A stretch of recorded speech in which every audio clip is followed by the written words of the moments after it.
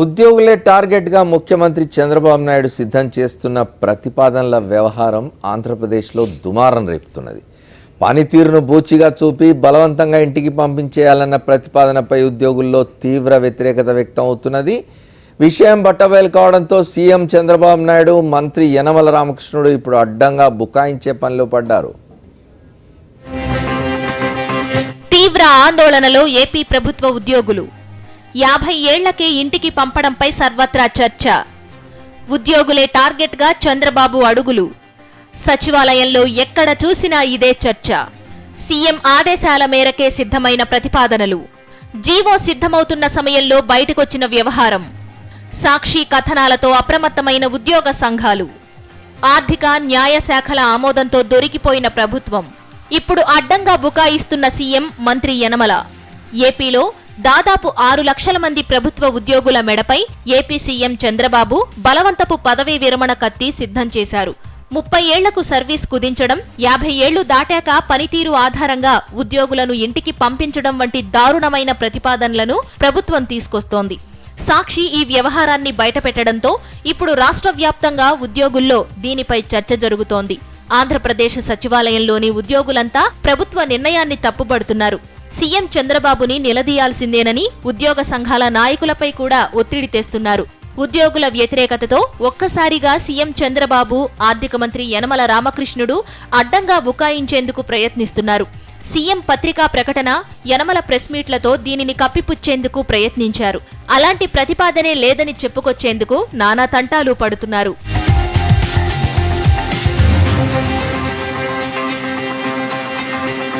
చంద్రబాబు సిద్ధం చేసిన ప్రతిపాదనలకు ఆధారాలను చూపిస్తూ ఉద్యోగులంతా విమర్శిస్తున్నారు. ఎందుకంటే జూలై 14న మొదలైన ఈ ప్రతిపాదన 26 నాటికల్లా సీఎస్ వద్దకు అన్ని అనుమతులతో చేరింది. ఆర్థిక శాఖ, న్యాయ శాఖలు కూడా ప్రాథమిక నిబంధనలు మార్చడానికి అనుమతి తెలిపారు. ఆర్థిక మంత్రి యనమల పరిధిలోని ఆర్థిక శాఖ, ఐఏఎస్ అధికారులు దీనికి ఆమోదం తెలిపినా యనమల మాత్రం అలాంటి ప్రతిపాదన లేదని బుకాయించేందుకు చేసిన ప్రయత్నం బెడిసికొట్టింది.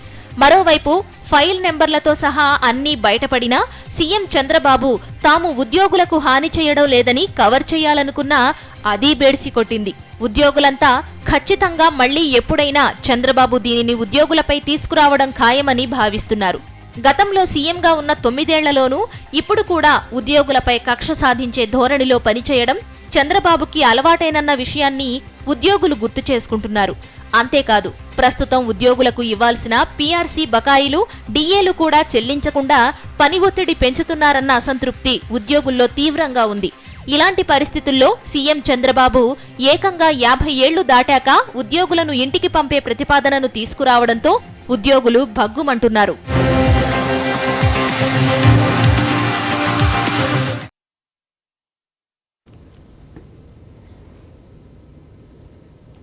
తమ రాజకీయ పార్టీ 50 ఏళ్లు నిరాఘాటంగా, నిరంతరాయంగా అధికారంలో ఉండాలని కోరుకునే ముఖ్యమంత్రి ఆధ్వర్యంలోని ప్రభుత్వ ఉద్యోగుల్ని మాత్రం ఇంత వీలైన తొందరగా ఇంటికి పంపించే ఏర్పాట్లు చేస్తున్నట్టుగా ఉంది. ఇది బయటకు వచ్చేసరికి మళ్ళీ అట్లాంటిది ఏం లేదని చెప్తున్నారు, కానీ ఉద్యోగులు మాత్రం ఆందోళనలో ఉన్నారు. 30 ఏళ్ళ సర్వీస్ పూర్తయిన వాళ్లకు వాళ్ళ ప్రతిభా పాఠవాల్ని పరీక్షించి ఇంటికి పంపించే ఒక ఏర్పాటుకు ప్రయత్నం అయితే జరిగింది. దానికి సంబంధించి ఆర్థిక శాఖ, ఇతర శాఖలు ఆమోదం కూడా తెలిపినాయి. అయితే ముఖ్యమంత్రి దగ్గరికి వెళ్ళలేదు, క్యాబినెట్కి వెళ్ళలేదు, కాబట్టి అది మేము చేయలేదని బుకాయించే ప్రయత్నం అయితే ఇప్పుడు ప్రభుత్వం చేస్తున్నది. దాని గురించి మాట్లాడదాం.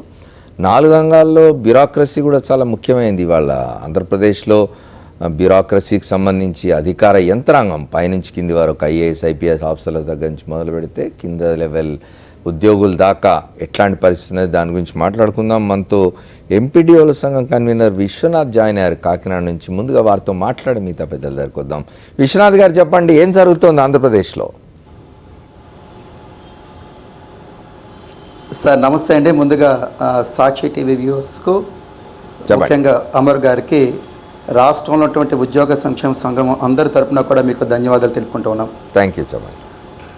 ఈరోజు ఉద్యోగస్తుల సంక్షేమమే ప్రభుత్వ ధ్యేయం అని చెప్పుకుంటున్నటువంటి ప్రభుత్వం సంక్షేమం కాదు, మేము చాలా క్షేమంలో ఉన్నాం. మీకు ఒక విషయం నేను చెప్పాలనుకుంటూ ఉన్నా. చాలా సందర్భాల్లో ముఖ్యమంత్రి చంద్రబాబు నాయుడు గారు మాట్లాడుతూ ఉద్యోగుల కష్టాలు నాకు తెలుసు. తెలుగు జాతి విభజన వేళ అందరికన్నా మీరు పడిన ఆవేదన, మీ ఆక్రోశం నేను ఎప్పటికీ మరవలేను. అదే కసితో కదలండి, సమిష్టిగా ముందుకు సాగుదాం. విభజన వాదులు సిగ్గుపడేలా 10 ఏళ్లలోనే అత్యుత్తమ రాజధాని అమరావతిని, తద్వారా ఆదర్శవంతమైన నవ్యాంధ్ర నిర్మించుకుందాం. ఇది మన ముఖ్యమంత్రి గారు చాలా సందర్భాల్లో ఉద్యోగాలను ఉద్దేశించి మాట్లాడుతున్నటువంటి సందర్భాలు. కానీ ఈరోజు వాస్తవంగా ఈ రాష్ట్ర విభజన జరిగిన తర్వాత రాష్ట్రాన్ని ఎన్నో విధాలుగా అభివృద్ధి చేయడంలో ఉద్యోగస్తుల పాత్ర చాలా కీలకమైంది. మనకి ప్రధానంగా 3 అంగాలు ఉంటాయి. రాజ్యాంగ అంగాల్లోని జ్యుడిషియరీ సిస్టమ్ ఒకటైతే, లెజిస్లేటివ్ సిస్టమ్ ఒకటైతే, ఎగ్జిక్యూటివ్ సిస్టమ్ ఒకటి. ఈరోజు ఎగ్జిక్యూటివ్ సిస్టంలో మూల స్తంభాలైనటువంటి ఉద్యోగస్తులు మరి 30 సంవత్సరాల వరకే వీళ్ళకి రిటైర్మెంట్ వ్యవస్థను, రిటైర్మెంట్ ఇష్యూని తీసుకురావడం అనేది రోడ్డు మీద పడే బాధను, రోడ్డు మీద పడే పరిస్థితి ఉన్నదని చాలా బాధాకరమైన విషయం. సార్, మేము ఒకటే అడుగుతూ ఉన్నాం సూటిగా ప్రభుత్వాన్ని, అసలు ఉద్యోగస్తుల సమస్యలు మీకు పట్టవా? ఉద్యోగస్తుల మీద ఎందుకు మీరు ఇంత కక్ష సాధ్యం చేస్తూ ఉన్నారు? ఉద్యోగస్తులు ఈరోజు చూసుకుంటే కేవలం 10 మంది 20 మంది చేసే సిబ్బంది కొరత వల్ల బాధపడుతున్నా సరే 10 మంది చేసినటువంటి ఉద్యోగ బాధ్యతలు ఒక్కొక్క ఉద్యోగస్తుల క్షేత్రాల్లో చేస్తూ ఉన్నారు. అయినా సరే ఉద్యోగస్తుల మీద కనికారం లేకుండా ఉద్యోగస్తుల్ని మీరు ఈ విధంగా మరి వివక్షకు గురిచేయడం అనేది మేము పూర్తిగా దీన్ని ఖండిస్తూ ఉన్నాం. గత 2 రోజుల నుంచి ఎప్పుడైతే ఈ నిర్ణయం బయటకు వచ్చిందో, సాక్షి టీవీ ఈ ముసాయిదాను ఎప్పుడైతే బయటకు తీసుకొని వచ్చిందో మాలో ఒక ఆందోళన పెరిగింది, చాలా ఆందోళన పెరిగింది. మా కుటుంబాలు ఏమవుతాయి? ఎందుకంటే ఇప్పుడిప్పుడే మేము సెటిల్మెంట్ అవుతూ ఉన్నాం. 30 సంవత్సరాలు, ఇప్పుడు మా వయసు 55 సంవత్సరాలు వచ్చేసరికి పిల్లలకు చదువుకున్న వయసు, సెటిల్మెంట్ కాని వయసు. ఇటువంటి సమయంలో శక్తి వంచన లేకుండా ప్రభుత్వ సంక్షేమంలోని, అభివృద్ధిలోని, ప్రజలకు ప్రభుత్వానికి వారధిగా ఉన్నటువంటి ఉద్యోగస్తులను మరి ఈ విధంగా రోడ్డు పాలు చేయడం, వివక్షకు గురి చేయడం అనేది ఎంతవరకు సబబని మేము సూటిగా ప్రశ్నిస్తూ ఉన్నాం. ప్రభుత్వం ఏ విధంగా ఇటువంటి నిర్ణయాలు తీసుకుంటే పూర్తిగా అన్ని ఉద్యోగ సంఘాలు ఏకగ్రీవంగా దీన్ని ఖండించి మూల్యం చెల్లించే విధంగా మేము చర్య ఉంటుందని చెప్పి మేము చెప్తా ఉన్నాం. కానీ ఒక్క మాట విశ్వనాథ్ గారు, ముఖ్యమంత్రి గారు వాళ్ళు ఏమంటున్నారంటే, మేమే 58 ఏళ్ళ నుంచి 60 ఏళ్ళకి చేసాం సర్వీసు, ఉద్యోగుల సంక్షేమం గురించి పట్టించుకుంటున్నది తెలుగుదేశం ప్రభుత్వం అని చెప్తున్నారు. సార్, ముఖ్యమంత్రి గారు ప్రమాణ స్వీకారం చేసినప్పుడు ఈ రాష్ట్రాన్ని దశ మార్పు తీసుకొని రావాలని చెప్పి 5 సంతకాలు చేయడం జరిగింది. 5 సంతకాల్లో మొట్టమొదటి సంతకం, 5 సంతకాల్లో ఒక సంతకం 58 సంవత్సరాల నుంచి 60 సంవత్సరాలు మార్పు చేయడం జరిగింది.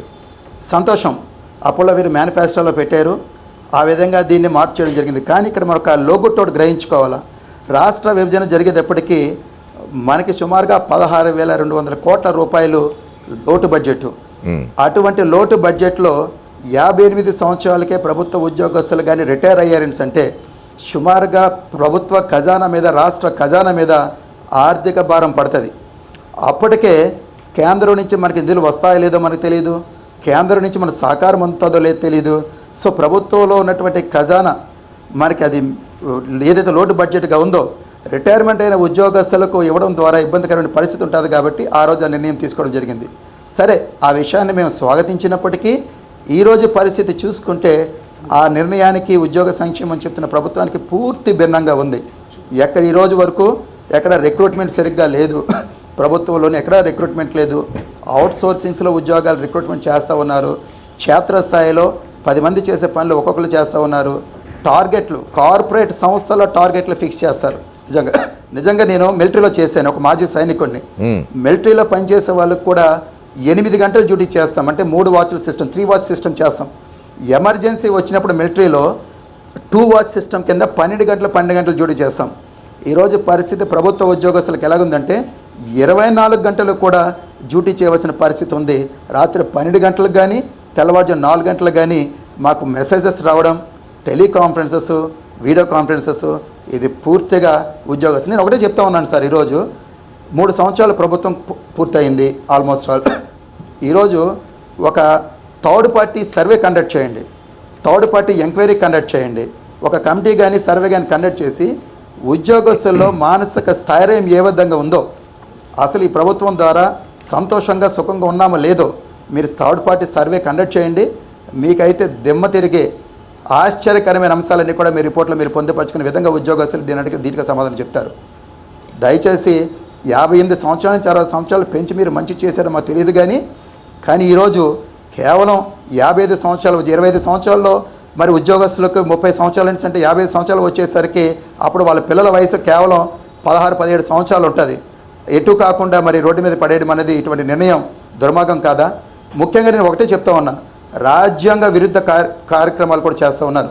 ఉద్యోగస్తుల హక్కులను కాలరాసే కార్యక్రమాలు చేస్తూ ఉన్నారు. ఉద్యోగస్తులకు రాజ్యాంగంలో పొందుపరిచిన కొన్ని హక్కులను కూడా మీరు కాలరాస్తూ ఉన్నారు. దీన్ని పూర్తిగా ఉద్యోగ సంఘాలు మేము ఖండిస్తూ ఉన్నాం. 2 రోజుల నుంచే మేము పడుతున్న ఆవేదన ఈ సాక్షి మీడియా ద్వారా మీ ముందుకు మేము ఉంచుతా ఉన్నాం. విశ్వనాథ్ గారు, ఒకటి ఇప్పుడు మీరు చెప్పినారు చాలా కష్టపడుతున్నాం మేము అని చెప్పి, అంటే ఎట్లాంటి ఇబ్బందులు ఉన్నాయనేది ఒకటి కొంచెం లెంగ్తీ అయినా కూడా నేను మీతో ముందెందుకు మాట్లాడుతున్నా అంటే because you are the involved section కాబట్టి, అఫెక్టెడ్ సెక్షన్ కాబట్టి మీతో మాట్లాడుతున్నాను నేను. రెండవది, జాతీయ స్థాయిలో మీ అందరికీ ఉద్యోగ సంఘాలకు సంబంధించి జాతీయ స్థాయి సంఘాలు ఉంటాయి కదా, అవి ఎట్లా రియాక్ట్ అవుతున్నాయి? సార్, కష్టపడుతున్నామో లేదో అనడానికి ప్రత్యక్షంగా మీకు తెలుసు, ప్రభుత్వం దగ్గర కూడా గణాంకాలు ఉన్నాయి. ఈరోజు పట్టుసీమను కేవలం కొన్ని నెలల్లోనే మరి కట్టి గోదావరి జలాల్ని కృష్ణానదిలో కలిపామని చెప్పి ప్రభుత్వం చెప్పుకుంటూ ఉంది. ఎవరు చేశారు ఇదంతా? ప్రభుత్వ అధికారులు, ఉద్యోగస్తులు చేసిన చర్య కాదా? గొప్పదనం కాదా? ఆశ్చర్యకరంగా అమరావతిని కోర్ క్యాపిటల్ని నిర్మిస్తూ ఉన్నాం, త్వరలోనే చెప్తా ఉన్నారు. దీని వెనకాతల ఉద్యోగస్తులకు కష్టం లేదా? పోలవరం నిర్మాణం ఇది మన రాష్ట్రానికి ఒక వరం అని చెప్తా ఉన్నారు. దీని వెనకాతల ఉద్యోగులకు కష్టం లేదా? రాష్ట్రంలో కొన్ని లక్షల మందికి ఎన్టీఆర్ భరోసా ద్వారా పెన్షన్ ఇస్తామని చెప్పి ప్రభుత్వం చెప్తా ఉంది. ఇటువంటి స్కీమ్ ఎక్కడా లేదని చెప్తా ఉన్నారు. దీన్ని అమలు చేసేది ఎవరు? ఒకటి గుర్తుపెట్టుకోవాలి సార్, విభజన జరిగిన తర్వాత 16,200 కోట్ల రూపాయలు రోడ్డు బడ్జెట్ ఉన్నా ఈరోజు అభివృద్ధిలో సింగిల్ డిజిట్లో ఉన్నటువంటి మన ఆర్థిక వ్యవస్థను డబుల్ డిజిట్కి తీసుకొచ్చింది ఎవరు? ఉద్యోగస్తులు కాదా? ఇప్పుడు ఏవైనా సరే ప్రభుత్వం అమలు చేస్తున్న సంక్షేమ అభివృద్ధి కార్యక్రమాల్లో ప్రత్యక్షంగా ఉద్యోగస్తుల పాత్ర ఉంది కాబట్టే ఈ ఉద్యోగస్తులు ఈరోజు ప్రభుత్వానికి పేరు వచ్చిందని అంటే అది ఉద్యోగస్తుల కష్టం, ఉద్యోగస్తుల శ్రమ. మేమే కాదు సార్, ఉద్యోగస్తులతో పాటు ఉద్యోగస్తుల కుటుంబాలు కూడా త్యాగం చేస్తా ఉన్నాయి. ఈరోజు ప్రభుత్వాన్ని మేము చెప్పదలుచుకున్నాం. ఈరోజు రాత్రి 9 గంటలకు వెళ్తాం, 10 గంటలకు ఇంటికి వెళ్తాం, 1 గంటకి ఇంటికి వెళ్తూ ఉంటాం. మాతో పాటు మా సాతారు ధర్మచారిని భార్య పిల్లలందరూ కూడా డాడీ ఎప్పుడు వస్తారు, మా నాన్నగారు ఎప్పుడు వస్తారు, మా భర్త ఎప్పుడు వస్తారని చెప్పి కళ్ళలో ఒత్తులు పెట్టుకొని చూస్తూ ఉన్నారు. మేము ప్రత్యక్షంగా కష్టపడితే మా కుటుంబాలు పరోక్షంగా ఈ ప్రభుత్వాన్ని ఏదో విధంగా మంచి పేరు తీసుకొని రావాలా, ప్రజల కోసం పనిచేయాలని చెప్పి మేము కష్టపడుతూ ఉన్నాం. ఇది దీని వెనకాతల రాష్ట్ర అభివృద్ధి వెనకాతల ఉద్యోగస్తుల శ్రమ దాగి ఉంది. ఓకే, ప్రకాష్ రెడ్డి గారు ఉద్యోగుల ఆవేదన ఏంటో మనం ఎంపీడీఓల సంఘం అధ్యక్షులు విశ్వనాథ్ చెప్పగా విన్నాం. అయితే ప్రభుత్వం ఏదైనా ఒక నిర్ణయం తీసుకున్నప్పుడు దాని వెనకాల ఏదో ఒక ప్రయోజనం ఉంటుంది కదా, ఎందుకు ఈ ఆలోచన చేసి ఉంటారు? ఇప్పుడు ఆర్థిక మంత్రి యనమల రామకృష్ణుడు ఫ్లాట్గా అట్లాంటి ఆలోచన ఏం లేదు అని చెప్తున్నారు, ముఖ్యమంత్రి అట్లాంటి ఆలోచన ఏం లేదని చెప్తున్నారు. కానీ కింద వచ్చేసరికి న్యాయశాఖ తర్వాత ఇతర ఆర్థిక శాఖ వీళ్ళంతా కూడా నోట్లు తయారు చేసినారు, జీవోలతో సహా. సాక్షి దినపత్రిక దానికి సంబంధించిన నోట్ ఫైల్స్ ఇట్లాంటి వాటన్నిటి నంబర్స్తో సహా సాక్షి దినపత్రిక బయటపెట్టింది. ఏమిటి దీని వెనకాల ఏదో ఒక ఆలోచన ఉంటుంది కదా. అంటే గతంలో కూడా తెలుగుదేశం ప్రభుత్వం ఎన్టీ రామారావు గారి కాలంలో ఉద్యోగుల వయోపరిమితి తగ్గించే ఆలోచన చేసినప్పుడు తీవ్రమైన వ్యతిరేకత ఎదుర్కొన్నారు ఉద్యోగుల నుంచి. మళ్ళీ ఇప్పుడు అట్లాంటి ఆలోచన కనిపిస్తున్నట్టుగా ఉంది. అంటే ఇప్పుడు 3 సంవత్సరాల్లో ఈ రాష్ట్ర రెవెన్యూను పెంచే ప్రయత్నాల్లో ఈ ప్రభుత్వం విఫలమైంది. రెండవది, కొత్తగా ఉద్యోగ అవకాశాలు కల్పించే ప్రయత్నాల్లో కూడా విఫలమైంది. కొత్తగా ఏదైనా పరిశ్రమలు తీసుకురావడం కానీ, ఒక ప్రత్యేక హోదా ద్వారా కానీ, ఇంకో పద్ధతిలో కానీ అటువంటి ప్రయత్నాలు ఏవి తీసుకొని రావడంలో విఫలమైంది. అంటే కొత్తగా ఏవి ఉద్యోగాలు ఇవ్వట్లేదు. ఈరోజు ఏపీపీఎస్సీ సర్వీస్ కమిషన్ ఉంది, కనీసం వాళ్ళు లీకులు కాకుండా ఎగ్జామ్స్ కండక్ట్ చేసే పరిస్థితిలో కూడా ఈరోజు ఆంధ్రప్రదేశ్ సర్వీస్ కమిషన్ లేదు. ఉద్యోగాల కల్పనలో పూర్తిగా ఫెయిల్ అయింది, విఫలమైంది. అటువంటి పరిస్థితుల్లో వీళ్ళ ఆలోచన ఏమైనా కొత్తగా ఉద్యోగాలు కల్పించలేము కాబట్టి ఉన్న ఉద్యోగస్తులను తొలగించేదానికి ఏదైనా ఆలోచన చేస్తూ ఉన్నారా? రెండోది, రాష్ట్ర బడ్జెట్ ఇప్పటి వరకు కూడా కేంద్రం ఉన్న ఉద్యోగుల్ని అంత తొందరగా పంపించేస్తే మరి పని ఎవరు చేయాలి రాష్ట్రంలో? కొత్తగా ఎవరికైనా కల్పించే ఆలోచనతో చేస్తున్నారా? ఎలాగో ఇవ్వలేని కొత్త ఉద్యోగాలు ఇచ్చామని చెప్పడానికి ఎన్నికలకు దగ్గరకు వస్తున్నాం కదండి. హామీలు ఇచ్చారు కదా ఇప్పుడు ఇంటింటికి ఉద్యోగం ఇస్తామనేసి. సో ఉన్న వాళ్ళని తొలగించి కొత్త వాళ్ళని ఇవ్వాలి, అది కూడా అవుట్ సోర్సింగ్ ద్వారానే. They don't want to appoint through service commission. Outsourcing ఆద్యుడు చంద్రబాబు నాయుడు ఫస్ట్ నుంచి కూడా. అటువంటి ఆలోచన ఉండొచ్చు. లేదా ఆర్థిక పరిస్థితి, ఈ రాష్ట్ర ఆర్థిక పరిస్థితి గత 3 సంవత్సరాలుగా చూస్తే కేంద్ర ప్రభుత్వం 2,25,000 కోట్ల రూపాయలు ఇచ్చామని చెప్తున్నారు. ఈ రాష్ట్రానికి 2,25,000 కోట్లు ఇచ్చామని వెంకయ్యనాయుడు గారు పదే చెప్పారు. సో అన్ని నిధులు వచ్చినప్పటికీ కూడా ఎక్కడ కూడా అభివృద్ధి కనపడని పరిస్థితుల్లో ఈరోజు ఎంతో కొంత ఈ ఉద్యోగస్తుల జీతభత్యాల నుండైనా కానీ మిగిలించుకోవాలనే ఆలోచన. రాబోయే కాలంలో కేంద్ర ప్రభుత్వం నుండి నిధులు వస్తాయో లేవో, ఎందుకంటే లెక్కలు లేవు. ఇప్పటివరకు ఖర్చు చేసిన వాటికి లెక్కలు వివరాలు ఎప్పుడు కూడా ఇవ్వట్లేదు. కాగు వేస్తున్న అక్షింతలు ఉండనే ఉన్నాయి. కేంద్రానికి రాష్ట్ర ప్రభుత్వం పైన నమ్మకం సడలింది. భవిష్యత్తులో నిధులు ఇవ్వడానికి కానీ ఇంకొకటి కానీ కేంద్రం నుంచి అనుమానాస్పద పరిస్థితి ఉంది కాబట్టి ఇటువంటి చర్యలకు పాల్పడుతూ ఉండాలి. లేదా ఆగస్టు సంక్షోభం అనేది తెలుగుదేశం పార్టీకి, తెలుగుదేశం ప్రభుత్వానికి ముందు నుంచి వస్తున్న ఆనవాయితీ. 85లో కానీ 95లో కానీ. సో ఇప్పుడు ఆగస్టు వస్తుంది కాబట్టి ఆ సంక్షోభాన్ని మళ్ళీ కొని తెచ్చుకుంటున్నారని అనిపిస్తుంది. లేకపోతే ఉద్యోగుల పైన 50 సంవత్సరాలకు 55 సంవత్సరాలకి రిటైర్మెంట్ వెయిట్ అయ్యాలనే ఆలోచన మాత్రం నిజంగా చంద్రబాబు నాయుడుకి, ఆయన అనుభవానికి మరి ఇదో మచ్చుతునకనే చెప్పాల్సిందే. పూర్తి అనాలోచిత చర్య. నిజంగా ఎవరిపైనైనా చర్య తీసుకోవాలి, పర్ఫార్మెన్స్ బేస్డ్ యాక్షన్ తీసుకోవాలనేది ఉంటే మొట్టమొదటిగా ఈ రాష్ట్ర ముఖ్యమంత్రి చంద్రబాబు నాయుడు గారు పర్ఫార్మెన్స్లో పూర్తిగా విఫలమైనారు. ప్రజలకు మంచి చేయడంలో కానీ, ఇచ్చిన వాగ్దానాలు నిలబెట్టుకోవడంలో కానీ విఫలమైంది ప్రభుత్వం. కాబట్టి చర్య తీసుకుంటే retirement, compulsory retirement Chandrababu Naidu గారికి ఇవ్వాలి. ఇందాక మిత్రులు చెప్తా ఉన్నారు, ఉద్యోగస్తులు పడుతున్న కష్టాలు అందరికీ తెలుసు. రాజశేఖర రెడ్డి గారి టైంలో ఉద్యోగస్తులు ఎప్పుడు కూడా ఇటువంటి ఆందోళనకు గురి కాలేదు.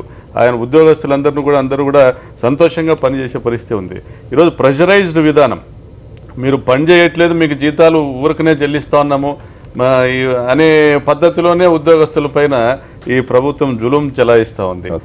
ఇప్పుడు అర్ధరాత్రులు మెసేజ్లు వస్తున్నాయి అనేది, అంటే ఎప్పటికప్పుడు వీడియో కాన్ఫరెన్స్లు అనేసి, రివ్యూ మీటింగ్స్ అనేసి, అంటే హడావిడి చేయడంలో ఈ ప్రభుత్వాన్ని మించిన ప్రభుత్వం ఇంతవరకు. ఇట్లాంటి సంఘటనలు చాలా చెప్తూ ఉన్నారు. ముఖ్యమంత్రి గారు వీడియో కాన్ఫరెన్స్ తీసుకుంటారని చెప్తే జిల్లాలో ఉన్న అధికారులంతా ఒక దగ్గరకు వచ్చి కూర్చోవడం, మిగతా పనులన్నీ ఆగిపోవడం, ముఖ్యమంత్రి గారు గంటల తర్వాత రాకపోవడం వీడియో కాన్ఫరెన్స్, ఇట్లాంటివి చెప్తూ ఉన్నారు. ఇది ఆర్థిక భారం తగ్గించుకోవడానికా లేక కొత్త ఉద్యోగాలు కల్పించామని చూడ్డానికా అనే విషయం కూడా చర్చించాలి. భారతీయ జనతా పార్టీ నాయకులు రామకోటయ్య గారితో మాట్లాడే ముందు ఒక షార్ట్ బ్రేక్. 4th ఎస్టేట్ మనం ఆంధ్రప్రదేశ్లో ఉద్యోగుల వయోపరిమితి తగ్గించే ఆలోచనలో ఉంది, రిటైర్మెంట్ ఏజ్ తగ్గించే ఆలోచనలో ఉంది ప్రభుత్వం అని వార్తలు వస్తున్నాయి. ప్రభుత్వం అయితే ఖండిస్తున్నది బయటికి, కానీ దానికి సంబంధించిన ప్రాసెస్ అయితే జరిగింది. దాని మీద ఉద్యోగులకు అనుమానాలున్నాయి. మనతో విశ్లేషకులు రఫీ ఫోన్లో ఉన్నారు, వారితో మాట్లాడి రామకోటయ్య గారి దగ్గరికి వద్దాం. రఫీ గారు చెప్పండి, ఏమంటారు దీని మీద? సరే, గత 2-3 రోజుల నుండి రాష్ట్ర వ్యాప్తంగా ఎన్జిఓస్, రాష్ట్ర ప్రభుత్వ ఉద్యోగులు ఆందోళనలో ఉన్నారు.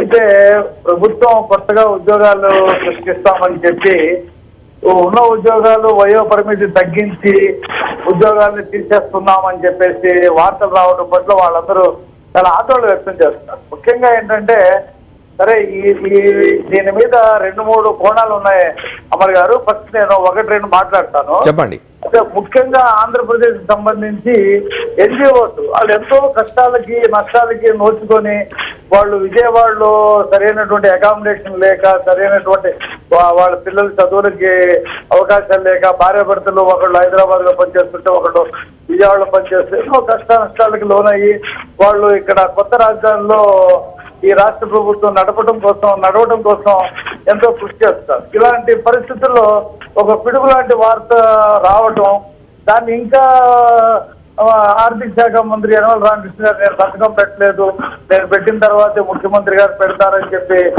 చెప్పడం అనేది జరుగుతూ ఉంది. అయితే ఇది అసలు మీరు తీసుకురాదలుచుకున్నారా లేదా అనేది రాష్ట్ర ప్రభుత్వం స్పష్టంగా చెప్పాలి.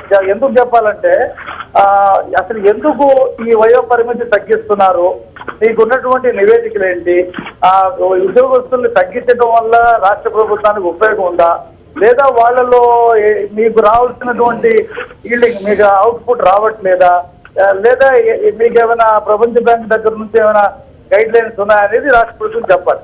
సరే, ఇదే విషయం కేంద్ర ప్రభుత్వంలో కూడా మా అమర్ గారు గత సంవత్సరం కాలం నుండి అనేక రకాలుగా డేటా తీసుకున్నారు. అయితే కేంద్ర ప్రభుత్వంలో పలు శాఖల్లో ఈ ప్రతి 3 నెలలకి 55 సంవత్సరాలు 30 సంవత్సరాల సర్వీస్ మీద కూడా డేటా అంతా తీసి రెడీగా పెట్టుకున్నారు. అయితే ఎందుకు తీస్తున్నారు అనేది దానికి అసలు కారణాలు అయితే ప్రభుత్వం అయితే చెప్పలేదు. మొత్తం మీద అన్ని నివేదికలు అయితే అన్ని జిల్లా కేంద్రాల నుంచి, రాష్ట్రాల నుండి, ఆ డిపార్ట్మెంట్ నుండి కేంద్రానికి అన్ని ఉన్నాయి.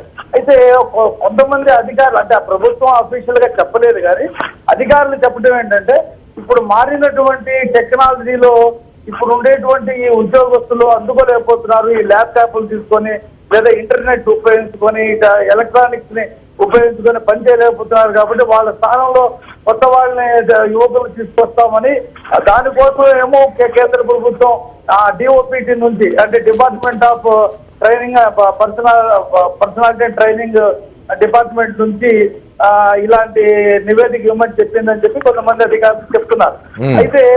అయితే ప్రభుత్వం స్పష్టంగా చెప్పాలండి. ఎందుకంటే ఉద్యోగస్తులు తమ ఉద్యోగం చేసుకోకుండా ఉద్యోగం ఉంటుందా పోతుందా అని చెప్పేసి ఒక మీమాంసలో లేదా డోలమాయనంలో పడి సరైనటువంటి పని చేయలేదు. అయితే ఒక అన్సర్టనిటీ అనేది క్రియేట్ అవుతుంది కదా సార్, ఒక అన్సర్టనిటీ అనేది, అనిశ్చితి అనేది వస్తుంది ఉద్యోగుల్లో. వాళ్ళ పని సామర్థ్యం కూడా తగ్గుతుంది కదా దానివల్ల. అయితే అమర్ గారు, ఇప్పుడు విషయం ఏంటంటే కేంద్ర ప్రభుత్వం కూడా సంవత్సరానికి 2 కోట్ల ఉద్యోగాలు కల్పిస్తామని వాగ్దానం చేసింది. రాష్ట్ర ప్రభుత్వం ఇంటికో ఉద్యోగం ఇస్తామని చెప్పింది. సరే, ప్రైవేటు ఉద్యోగస్తుల్ని కాంట్రాక్ట్ ఉద్యోగస్తుల్ని క్రమబద్ధీకరణ చేస్తామని చెప్పింది. ఒక పక్కనే కొత్త ఉద్యోగాలు ఇస్తామని చెప్పడం, రెండో పక్కనే ఉన్న ఉద్యోగాలు తీసేయటం, లేదా అవుట్ సోర్సింగ్ లో చిన్న తక్కువ జీతాలు ఇచ్చి యువతుల దగ్గర నుండి వాళ్ళ పనిని ఎస్టార్ట్ చేసుకుంటూ ఈ రకమైనటువంటి విధానాన్ని, ఒక స్పష్టమైనటువంటి విధానం లేకుండా కేంద్ర రాష్ట్ర ప్రభుత్వాలు ఉద్యోగస్తుల విషయంలో, నిరుద్యోగుల విషయంలో పనిచేస్తున్నాయి. కాబట్టి నేను మీ టీవీ ద్వారా అడుగుతుంది ఏంటంటే, రాష్ట్ర ప్రభుత్వాన్ని కానీ కేంద్ర ప్రభుత్వాన్ని కానీ, మీరు ఎందుకు ఈ పాలసీని పెట్టాలనుకుంటున్నారు? దానివల్ల ప్రభుత్వానికి ఉపయోగం ఏంటనేది తెలియాలని చెప్పేసి. ఓకే రఫీ గారు, ఇక్కడ మనతో భారతీయ జనతా పార్టీ నాయకులు ఉన్నారు. రామకోటయ్య గారు వారిని అడుగుతున్నారు. రామకోటయ్య గారు, రాష్ట్ర ప్రభుత్వమే కాదు కేంద్ర ప్రభుత్వం మీద కూడా రఫీ గారు కొన్ని వ్యాఖ్యలు చేసినారు, ఎట్లా చూస్తున్నారు? రఫీ గారు చెప్పింది వాస్తవమైన విషయం. కేంద్ర ప్రభుత్వంలో నాకు తెలిసిన కొంతమంది ఉద్యోగస్తుల కోసం ఒక రకమైన నోటిఫికేషన్ రాజీ చేయడం జరిగింది. ఎవరైతే 2 సంవత్సరాలు కానీ సంవత్సరాలు కానీ సెలవు పెట్టి అప్రకటితంగా ఉన్నటువంటి వ్యక్తులు ఉన్నారో, ఎవరి మీద అయితే సిబిఐ ఛార్జ్ షీట్లు ఉన్నాయో, ఎవరి మీద అయితే ఇబ్బందికరమైన పరిస్థితి ఉందో, అలాంటి వాళ్ళని కొంతమందికి వాళ్ళకి సంబంధించింది ఒక నోటిఫికేషన్ వచ్చిన మాట వాస్తవం. దీంట్లో ఎటువంటి తప్పు లేదు. దానికి రాష్ట్ర ప్రభుత్వానికి ముడిపెట్టడానికి సంబంధం లేదు. ఇందాక విశ్వనాథ్ గారు మాట్లాడుతూ చాలా సమర్థుల్ని అక్రమాలకు పాల్పడే వారిని అది కేంద్ర ప్రభుత్వం వచ్చింది. రఫీ గారు చెప్పిన దానికి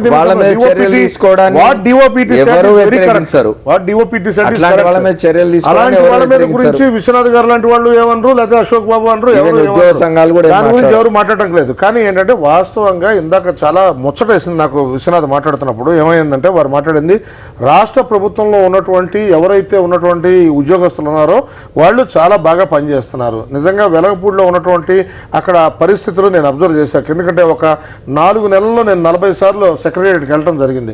వెళ్ళిన సందర్భంలో నేను అబ్జర్వ్ చేస్తే పొద్దున 9 గంటలకు వచ్చినటువంటి వాళ్ళు సాయంత్రం పూట 9 గంటల దాకా పనిచేస్తున్నారు.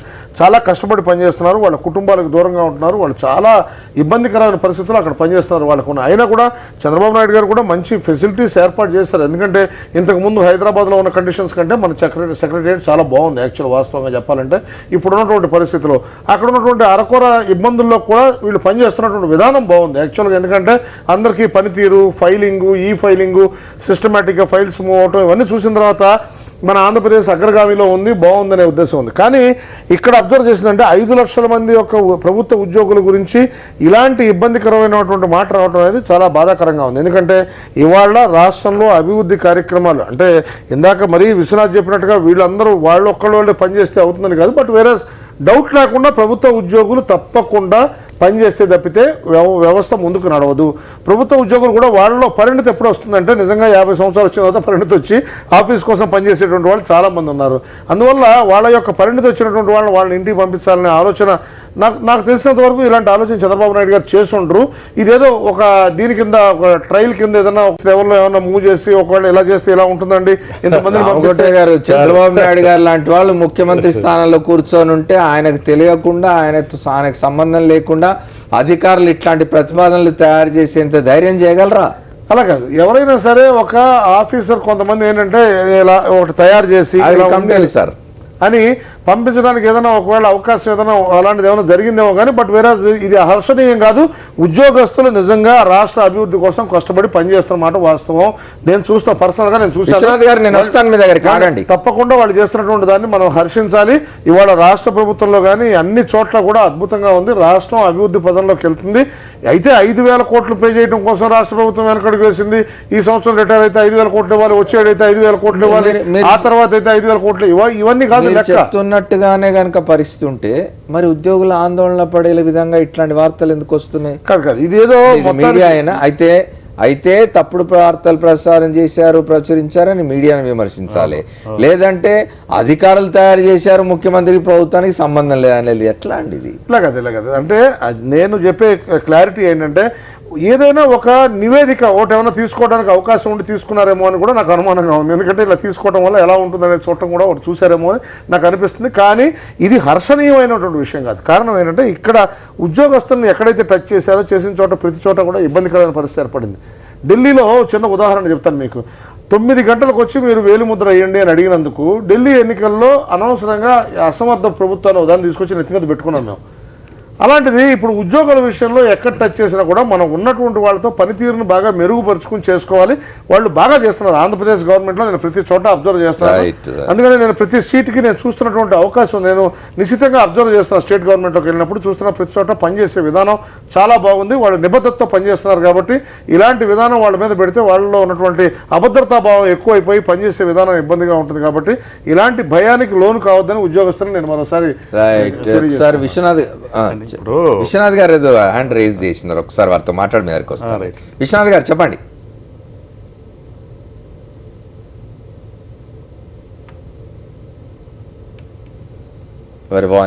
వాయిస్ పోయింది, మళ్ళీ మాట్లాడదాం, చెప్పండి.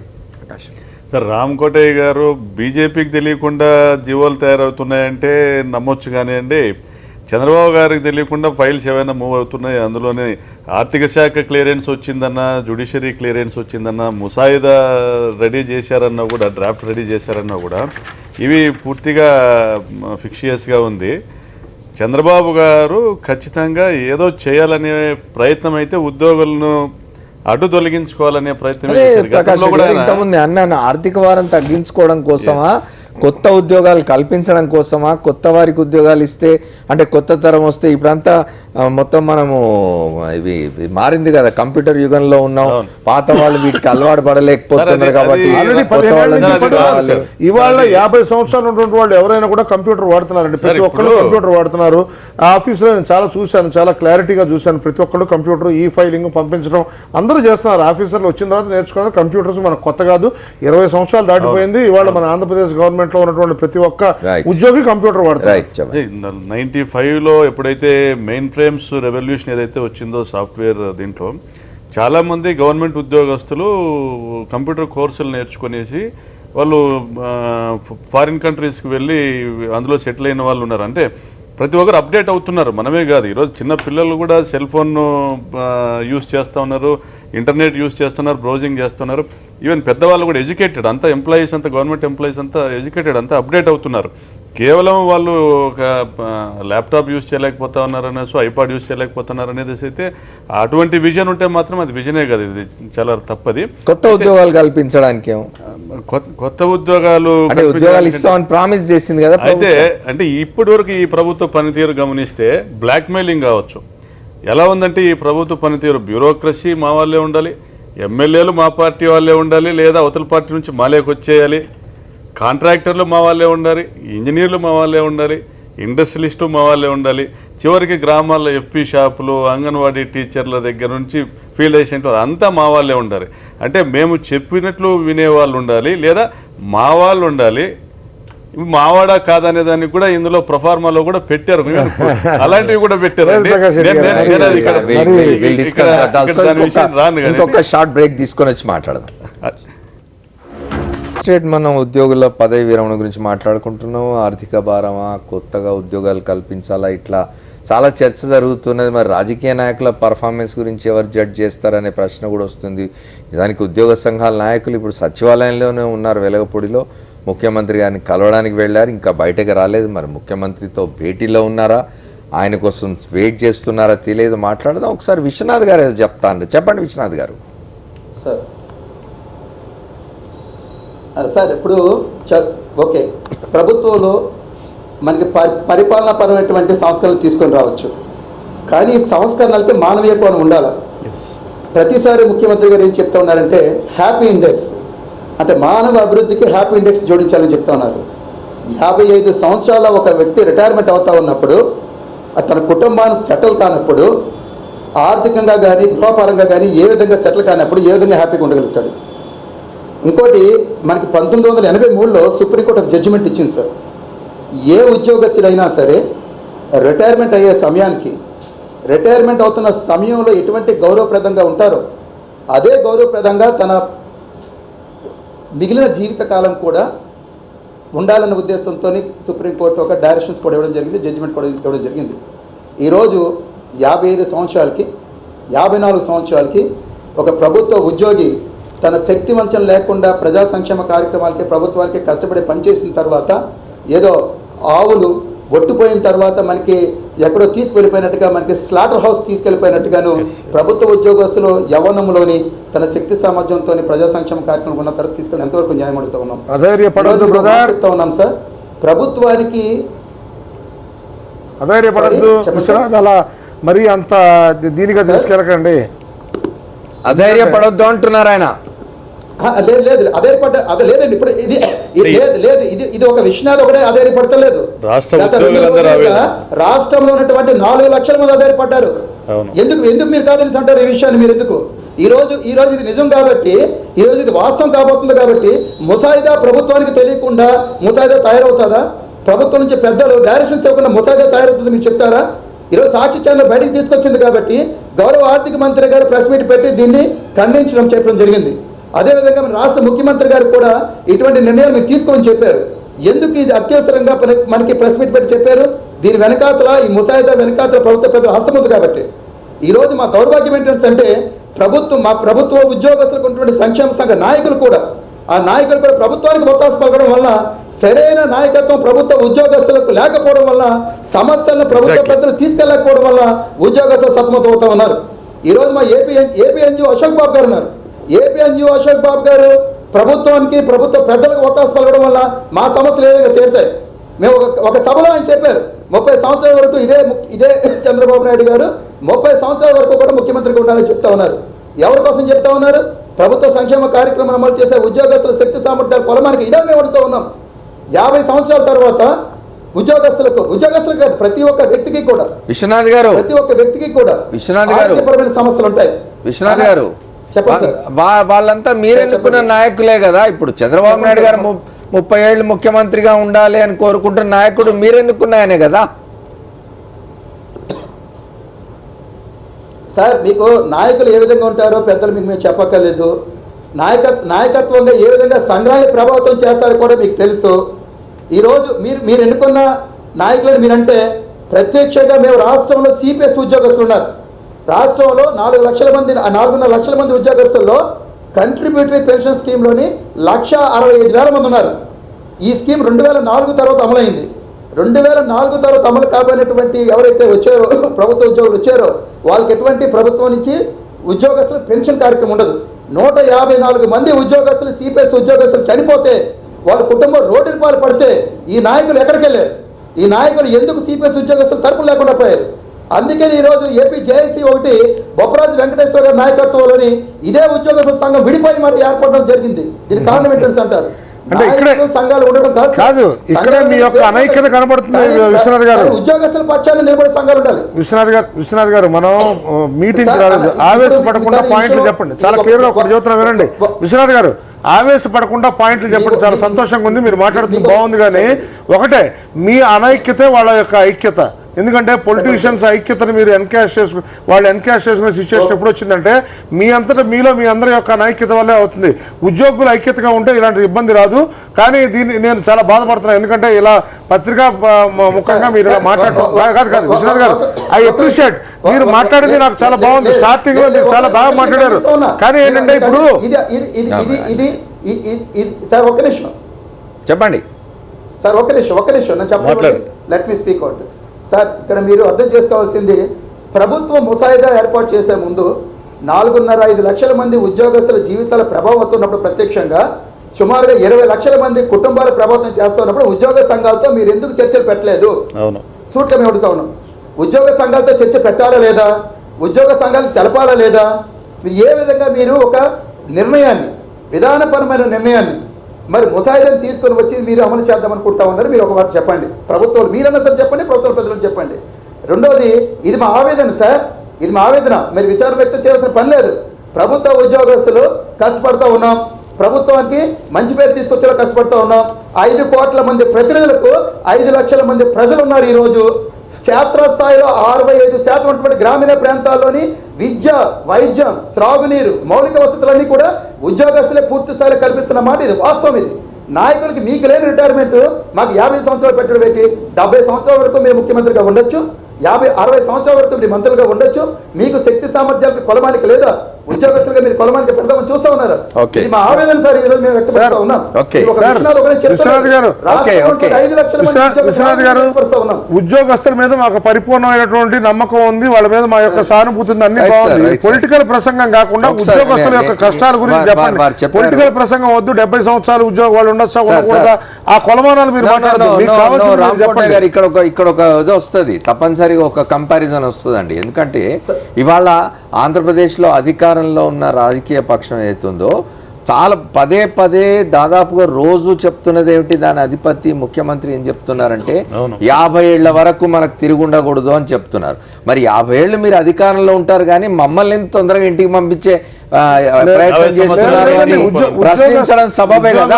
ఎట్టి పరిస్థితిలో పరిణతి వచ్చేది 50 సంవత్సరాల వయసులో. విశ్వనాథ్ గారు చెప్పింది పరిపూర్ణంగా ఆచరణ సాధ్యం. తప్పకుండా 60 ఏళ్ళ వరకు పనిచేయాలి, దాన్ని మేము యాక్సెప్ట్ చేస్తున్నాం. ఇప్పుడు డాక్టర్ల కొరత ఉంది, 60 నుంచి 65 సంవత్సరాలు కూడా డాక్టర్లు తీసుకెళ్తున్నాం. ఇవాళ ఇబ్బందికరమైన పరిస్థితి ఉంది. వాళ్ళు కనుక నిజంగా పనిచేయకపోతే మనకు ఇబ్బందికరం. రాష్ట్రంలో నిపుణుల కొరత ఉంది, చాలా బాధపడుతున్నాం. దానికోసం చేయాల్సింది పోయి ఇవాళ ఏంటంటే మీరు మాట్లాడేది ఏంటంటే, నేను ఏమంటున్నానంటే విశ్వనాథ్ గారు కూడా సపోర్ట్ చేస్తున్నా, కానీ పొలిటికల్ ప్రసంగం చేయొద్దు. నేను ఏమంటున్నానంటే ఉద్యోగస్తులు మీ ఆవేదన అంటే మీరు ఐక్యత కోసం వెళ్ళండి మిత్రమా, ఐక్యత కోసం వెళ్ళండి.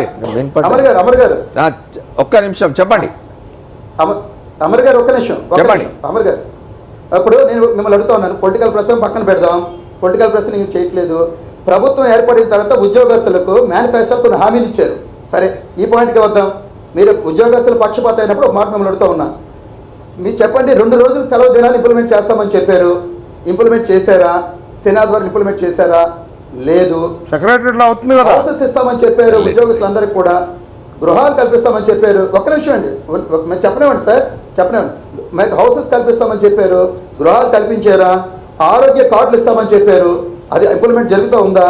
సిబ్బంది కొరతను నివారిస్తామని చెప్పారు, సిబ్బంది కొరతను మీరేమైనా నివారించగలిగారా? లేదే. ఈరోజు రాష్ట్రంలో మళ్ళీ చెప్తా ఉన్నాం, 5 ప్రచార వేరే కార్యక్రమాలు ఏర్పాటు చేసుకొని, 5 మిషన్స్, 5 గ్రిడ్లు ఏర్పాటు చేసుకొని, 7 మిషన్స్ ఏర్పాటు చేసుకొని, ముఖ్యమంత్రి గారి ప్రభుత్వం కూడా 2022 నాటికి రాష్ట్రాన్ని దేశంలో 3వ అగ్రగామి రాష్ట్రంగా, 2029 రాష్ట్రంలో దేశంలో అత్యుత్తమ రాష్ట్రంగా, 2050 నాటికి ప్రపంచ అత్యున్నత ప్రమాణాలు కలిగిన రాష్ట్రంగా తీర్చిదిద్దాలనుకున్నారు. అంటే దాని వెనకాతల ఉద్యోగస్తుల కృషి ఉంటుందా లేదా మీరు చెప్పండి. ఉద్యోగస్తులే కానీ తీసుకుంటారు, నిర్ణయాలు తీసుకోవడం మాత్రమే చెప్తుంది క్యాబినెట్ లో కానీ, లేక మీరు అసెంబ్లీలో కానీ, మండలిలో కానీ అమలు చేసే అధికారం, అమలు చేసే విధానం చేస్తారు. విశ్వనాథ్ గారు, సంక్షేమ కార్యక్రమాలు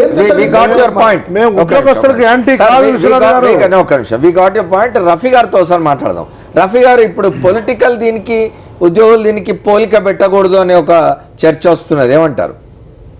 ఇప్పుడు పొలిటికల్ డిసిషన్ పేరుకుండా రాష్ట్ర ప్రభుత్వాలు ఖచ్చితంగా అది నేను యువర్ వాయిస్ ఇస్ బ్రేకింగ్ అండి. ఇక్కడ ఒక విషయం ఉంది. Sorry it's not audible. మీరు మాట్లాడేది వినిపించడం లేదు సరిగ్గా. మళ్ళీ వస్తాను మీ దగ్గరికి. చెప్పండి సార్. అంటే నేనేమంటానంటే ఉద్యోగస్తుల యొక్క ఆవేదన నాకు తెలుసు. ఉద్యోగస్తులు ఇబ్బందికరమైన పరిస్థితిలో ఉన్నారు, విశ్వనాథ్ గారు చెబుతున్నారు కాదు, మాకు కూడా తెలుసు. ఎందుకంటే ఇలాంటి ఇబ్బందికరమైన పరిస్థితుల్లో ఉద్యోగస్తులు ఉండకూడదు. ఎందుకు జరిగింది? ఎవరైతే అక్కడ సీట్లో కూర్చున్నటువంటి వాళ్ళు ఉన్నారో వాళ్ళకి ఎప్పుడైతే అభద్రతా భావం ఉందో రాష్ట్రంలో పాలన అస్తవ్యస్తం అవుతుంది. ఈ 5 లక్షల మంది ఉన్నటువంటి ఉద్యోగస్తులు ఆనందంగా సంతోషంగా వాళ్ళ పని వాళ్ళు నిర్వర్తించాలి అంటే తప్పకుండా వాళ్ళకి ఒక భరోసా ఉండాలి. వాళ్ళకి చెప్పినటువంటి ఆరోగ్య విషయంలో కానీ హౌసింగ్ స్కీమ్ విషయంలో కానీ తప్పకుండా వాళ్ళకి ఏర్పాటు చేయాల్సిన అవసరం అయితే ఉంది.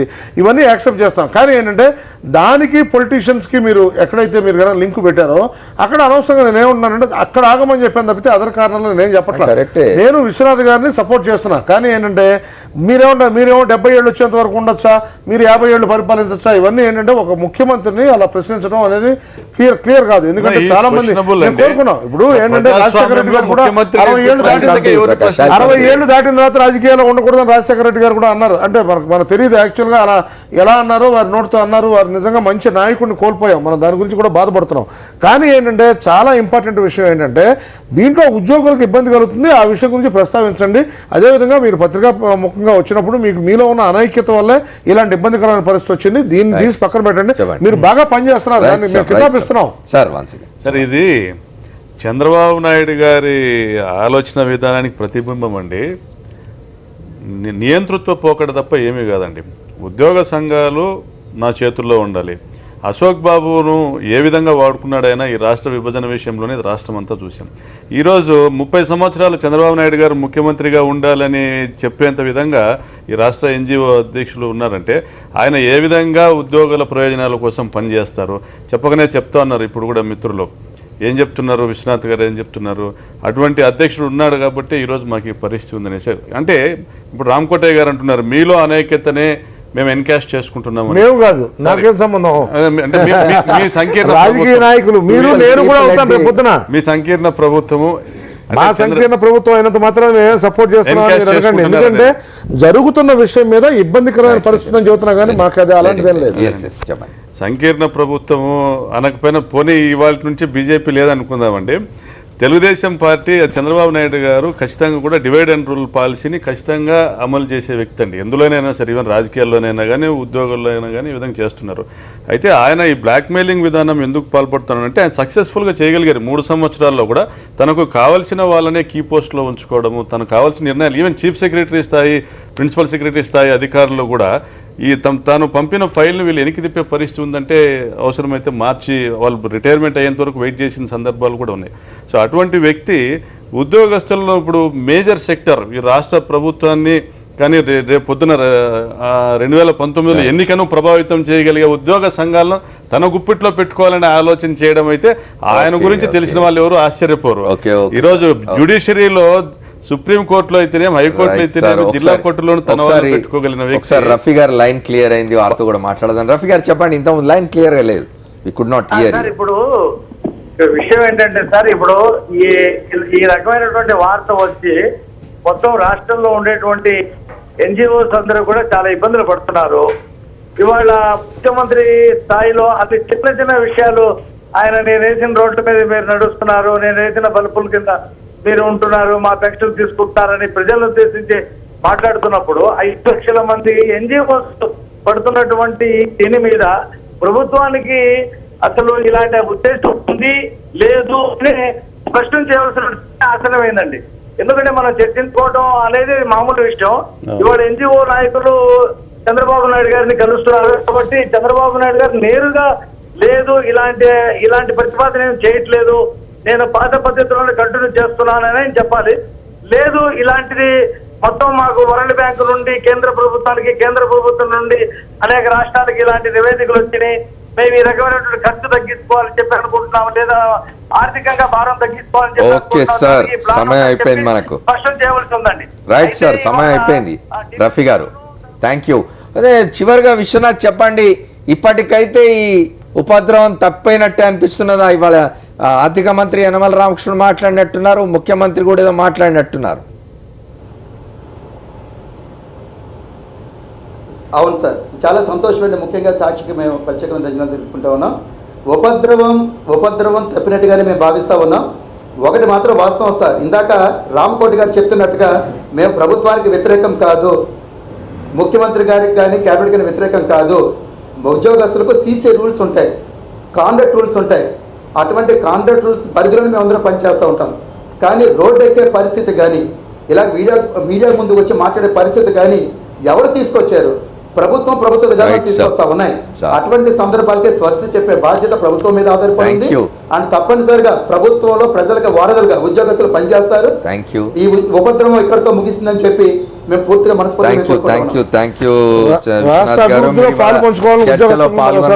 చర్చలో పాల్గొన్నందుకు విశ్వనాథ్ గారికి, రామకోటయ్య గారికి, ప్రకాష్ రెడ్డి గారికి, అట్లాగే ఫోన్ లైన్లో వచ్చి మాట్లాడిన రఫీ గారికి కూడా కృతజ్ఞతలు. ప్రభుత్వాలు అంటే రాజకీయ నాయకత్వం ఆధ్వర్యంలో నడిచే ప్రభుత్వాలు నిర్ణయాలు చేస్తాయి. ఆ నిర్ణయాలను అమలు చేసేది ఉద్యోగులు, అధికారులు. వారి పట్ల ప్రభుత్వాలు ఇట్లాంటి వైఖరితో ఉండడం అనేది తప్పనిసరిగా అలజడికి కారణమవుతుంది, ఆందోళనకు కారణమవుతుంది. ఈ ఉపద్రవం ఇప్పటికైతే తప్పైనట్టు భావిస్తున్నారు. చూడాలి ఏం జరుగుతుందో. ఇది వాళ్ళ 4th ఎస్టేట్. రేపటి 4th ఎస్టేట్లో మళ్ళీ కలుద్దాం. Stay tune to Sakshi. This is Amar signing off.